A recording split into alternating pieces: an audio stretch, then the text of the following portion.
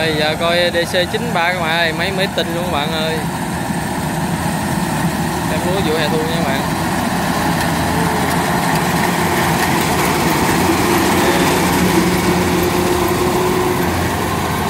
Máy tinh luôn.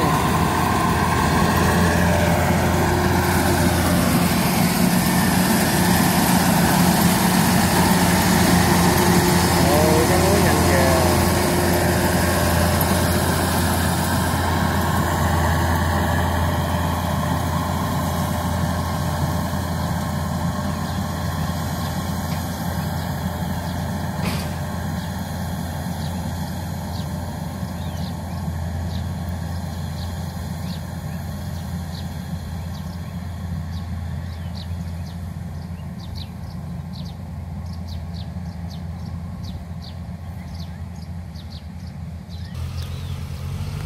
Rồi mưa luôn các bạn ơi. Mấy cắt chạy nhanh vô.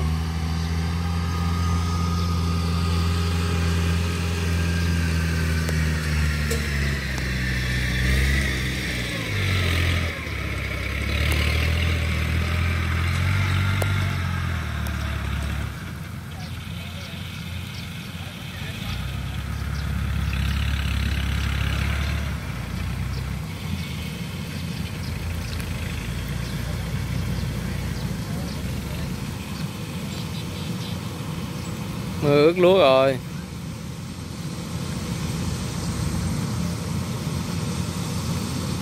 Cắt mưa luôn.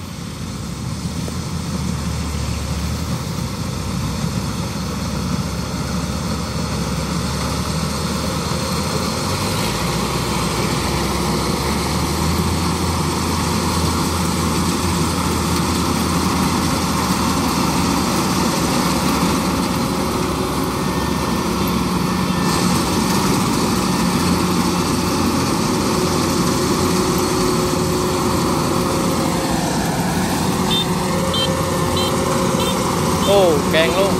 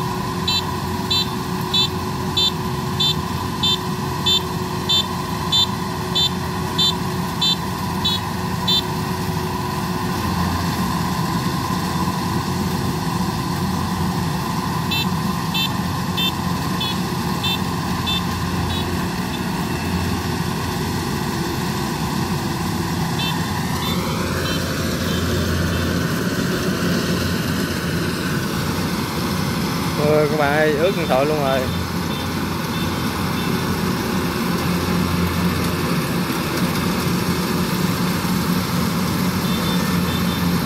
Tắt mưa luôn.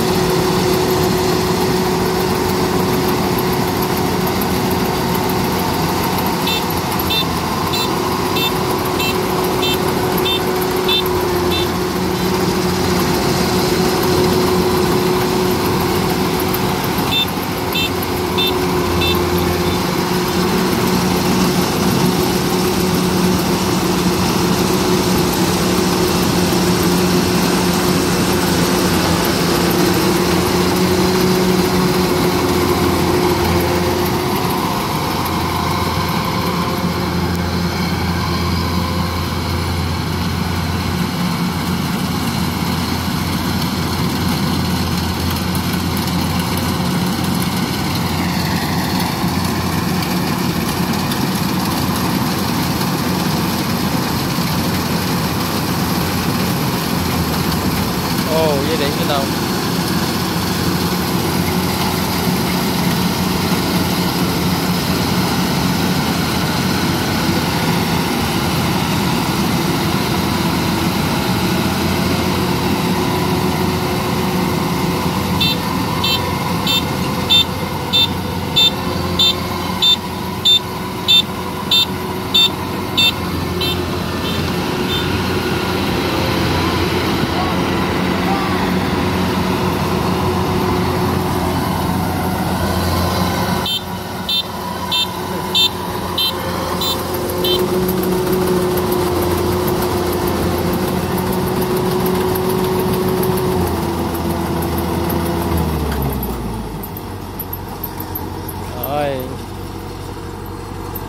Rồi anh đi cắt lưng cặp ganh nha.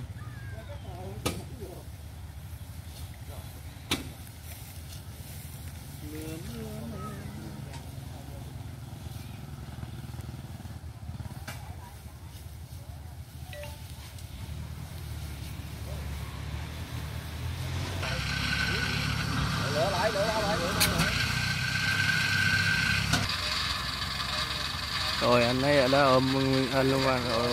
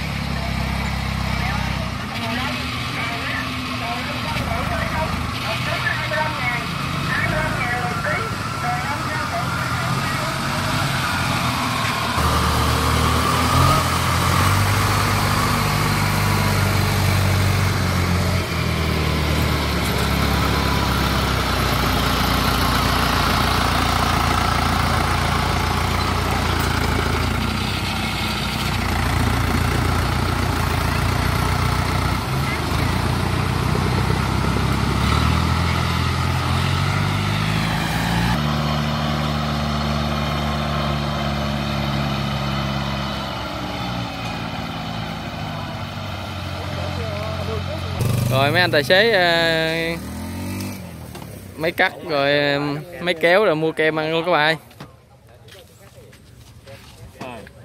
Một quặng nữa, đem quặng lại trong quán. Hỏi mì tôi đâu? Cái mì đâu? Ủa, tôi nãy hết có hỏi mì không hả? Hết chú nãy chú nói hết rồi. Gì là cái kem này? Không ăn hả? Không ăn mì ăn luôn, lỗi làm rồi. Bữa nay Quốc ở bên kia quay kiếm bánh mì kem sữa hả? Rồi ai đây? Đó. Đây tiền à, 4 2 chục rồi đó, khối 8 chục.